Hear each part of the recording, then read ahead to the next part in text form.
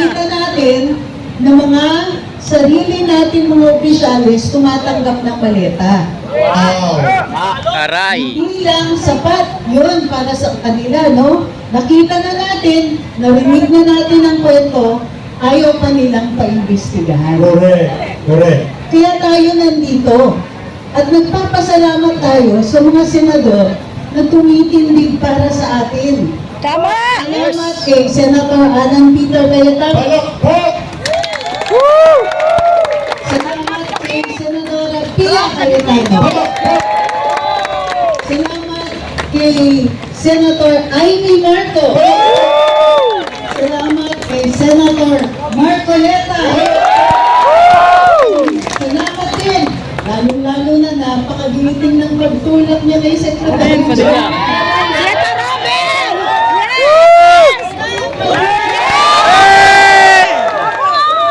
Mabuhay! Ito natin, magbuong tapang na dumating sa araw na ito.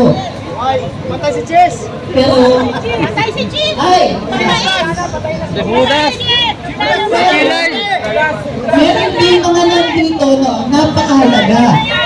Ipasok na natin si Chief dyan sa kabahaw mo! Lalay, pasok na!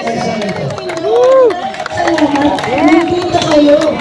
Kasi sa totoo lang, kung hindi kayo naririnig, kung hindi kayo nakikita, walang maniniwala na galit tayo. Yes! Walang naniniwala na may pakialam tayo sa ginagawa ng ating mga opisyalis. Ang hinihiling natin patas na investigasyon. Hindi natin sinasabi na automatic kung ba't may maleta, kriminal na. Although gano'n nga yung itsura. Pero, dapat imbestigahan. Bakit ayaw nilang pagbigyan? Diba dapat nagtatanong tayo, bakit yung mga unang nakasuhan, katakataka na sa majority ng Senado? Bakit sila lang? Bakit sila? At bakit kailangan takutin ang ilang mga senador? Ayun. Nakakasuhan sila. Tama! Kas! Pero hindi lang po senador ang pinakasuhan. Pati kami. Tama! Classmate! Classmate! Oh. Anim na kaso. Ito na ba? Ano yata apat? Gusto na! Dalawa. Hindi yung mga nasa NBI. Madami po sa NBI kasama. Yan talaga yung, yan talaga yung bakas ng dangal eh. At ang masama niyan, pati yung karapatan natin magsalita at magpahayag, yung kaisa-isang pinakamahalagang karapatan ng ordinaryong mamamayan para ipakabot sa mga manlarambong sa gobyerno na alam natin yung ginagawa nila at hindi natin ito papalipas, yun pa ang kinukuha sa atin. So, di ba sa social media, ilang beses ka na natanggalan ng account ka, Eric? Dalawa na. Pangatlo na yun. Ilang beses ako, na-hack ako. Isang beses. Tapos, araw-araw yata meron kaming bagong kasalanan sa Facebook. Ay, hindi na nga ako, hindi ako nagmamala. Hindi ako nag-aakusa ng walang ebidensya. Pero kahit paano, galit pa rin. At ito yung nakataka. Wala naman tayong hinihingi na illegal. Yes. Wala ka. Ang hinihingi natin investigasyon. Maayos na serbisyo. Maayos na paggastos ng buwis ng bayan. Pero bakit parang tayo pa yung tinarato na rebelde? Eto ba? Yung tunay na mga lumalaban sa gobyerno, gamit pa pera ng gobyerno, aba sila nakaupo. Wow. Wow na wow! Kampi pa! Yung mga nakaupo. So, Sama-sama sila, attorney! Nagkakasundo!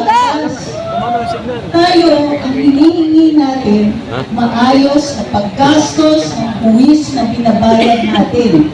Buwis na pinaghirapan natin. Buwis na maayos natin kinita. Buti sana kung napakaliit ng binabayad natin, okay lang. Pero, makikita nyo kung gano'ng karaming buwis ang binayad natin, may isa daw na dineliver yung mga Marines na 44 na maleta.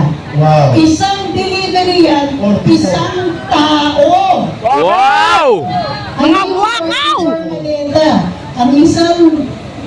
aking maleta, 60 million ang laman. Diyos mio. Mama mia. Sana all na lang. So bakit pinapagkait sa atin ang investigasyon? Bakit ipinagkakait sa atin na makaupo yung mga senador na hinalal naman natin at maayos na silang nakakonstitute ng mayorya ng Senado? Yes. Ano ang tinatago nila sa atin? Ayaw nila, Tony, pabuksan ng Blue Sa Ribbon. totoo lang, akala natin yung awayan dyan sa Senado. Dahil sa impeachment ni VP Inday. Wala. Hindi lang pala yun. Oo, kasi mahalaga pa rin yan eh. Alam natin, ngayon, kulang ang mga senador para i-convict si VP Inday. Correct. Ba't pinaglalabanan pa rin yung liderato sa Senado? Kasi nga, ayaw nila sana na sina Senator Marcoleta, si Senator Pia, at si Senator Jinggoy na umupo sa Blue Ribbon Committee. Bakit kaya? At bakit ang aga? Alam niyo yung kaso ni Senator Jinggoy? Kung kailan nag-umpisa yung kaso niya? 2025. O, diba? Last year lang. Bakit ang bilis? Tingnan ninyo, may mga kaso ang ilang mga kongresista. May mga pangalan na nababanggit ng ibang mga saksi. Pero bakit sila hindi pa nakakasuhan? Yes. So, isa yun na, yun ang hinihingi natin. Kaya importante na nandito kayo. Maraming salamat at nandito kayo. Tandaan ninyo kung gaano kahalaga kayo. Bawat isa sa inyo mahalaga. Ang boses ninyo mahalaga. Kasi kayo yung nagbayad ng pinambabayad. Di umano sa mga kongresista at ibang mga opisyales na ang saya-saya nakakatanggap ng maleta. Sa ating galing yun. Wish at the Yung pera na yun, atin yun. O, tama, di ba? So, kaya, hindi lang dapat kayo nandito. Lahat ng tao na nagbabayad ng buwis, at lahat tayo, maging kung meron man trabaho o wala, nagbabayad tayo ng buwis. Kasi pag bumibili kayo ng candy, May buwis. may VAT. Pag bumili kayo kahit posporo, nako, malaki pag bumili kayo ng sigarilyo. Oo. Bili kayo ng at minsan kailangan din natin bumili. Pag bumili kayo ng emperador, may buwis May yan. ban. Sa mga lalaki. Sa midnight, may buwis yan. Tuba lang yata wala to. Tuba. Ay, sana. Mahinis na yata ako pagkating na sa iyo pa ito sa Lambanog may buwis. lambanog may buwis. So, yung galit ninyo, tama yung galit na yan. Mayroong galit na nakakasira. Pero mayroon rin galit na nakakaayos. Yun. Mayroong galit na nakaka-rescue sa atin. Tama. Nasasalba sa atin. Yan ang galit na pinapakita nito ngayon. Hindi kailangan na nagsisigaw tayo para malaman nilang galit tayo. Pero importante na nagsasalita tayo, nagpapahayag, at nagpupulong at tulad ng ginagawa dito ngayon para alam ng ating mga namamahala sa gobyerno na hindi na tama ang ginagawa nila. Aba, mabibihasa sila kung papabayaan nyo yan. Papabayaan ba natin yan? Hindi! Hindi pwede. Paano mga anak nyo? Paano mga apo? Yung mga batang musmos na yun, hindi nila alam na sa ngayon, okay pa yung buhay nila. Pero bigyan niya ng ilan pang taon, lubog sa utang ng Pilipinas. Ang mahal ng binabayad natin sa krudo, inuna pa nila na magkumita yung mga fuel companies dito. Hinayaan nila na hirap tayong magbayad ng higit na 100 piso para sa 1 litro ng krudo. Inuna nila yung kita ng mga mayayaman na. So, ang hinihinay natin dito, hoy, umayos naman kayo dyan. Tandaan din ninyo, sa unang 2 taon ni BBM, biyahe siya ng biyahe. Alala niya yan? Opo. Huwag niyong kakalimutan yan. Kasi nangako siya. Nangako siya na kaya siya bumabiyahe dahil kumukuha siya ng mag-i-invest dito sa Pilipinas. Ayun. Sa unang 2 taon, 0 siya doon. 0. Sa itong 2 taon, ayon sa kanila, may 12 daw na investors na nakapasok. Pero pag tinanong niyo sila, Ano? sino yung mga yun? Ay, confidential. Confidential So, kasi ang wala. dami nilang tinatago sa atin. Maleta, tinatago. Investors daw, tinatago. Yung tunay na binabayad natin para sa kuryente at tubig, yung iba dyan, tago, mahal ang kuryente at tubig natin dahil ang daming nakapatong. Tayo nagbabayad ng buwis ng mga power companies. Exactly. Tandaan nyo yan. Exactly.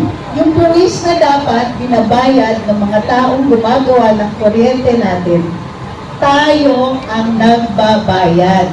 So, ang saya naman nila. So, may bayad tayo sarili nating buwis, bayad pa natin, buwis ng mga kumpanyang ang laki-laki ng kita dito sa Pilipinas. Ano? At yung buwis na yan, napupunta lang sa Bulsa. maleta. Maraming salamat para sa inyong pagmamahal sa bayan. Maraming salamat. Yes! Ang mga Pilipino. We will request sa kandiyanta. Awitin po natin ang Pilipinas kung mahal. Please everybody stand up. Everybody please come closer if you can. Brother Oliver, samahan mo pa dito kami ni Atty. Trixie. Mga kababayan, napakatalas ng talastasan ni Atty. Trixie.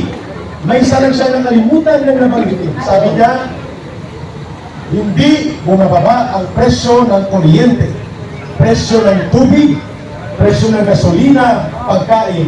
May nakalimutan siya na mayroong bumaba drastically during the time of Bongbong Marcos ang presyo ng droga. Opo kaya, hindi ko yung nakikita. Sir, hindi rin bumababa. Oo, hindi. Naging mura na. Opo kayo, opo. Ay, I said, Hina yung konti. Hoy, opo kayo. Yung presyo ng droga sa ilalim ni Bongbong Marcos Jr. ngayon. Bumagsak talaga. Aroy, pumalit. Ang pagdami ng supply ng droga at ang pagbaba ng presyo ng droga. The rest is sinabi ni Atty. Trixie, tumpak. Yun lang ang nakalimutan niya. Na. Siguro natin. Dito kasi alam ko. Everybody, samahan niyo pa kami. Ang bayan ko'y Ikaw, Pilipinas kong mahal, ang buhay at buhay man sa iyong ibibigay, tungkulin kong gagantanan na ikang paglingkuran, ang bayan mo'y mabantayan, Pilipinas kong hirap. Ayun.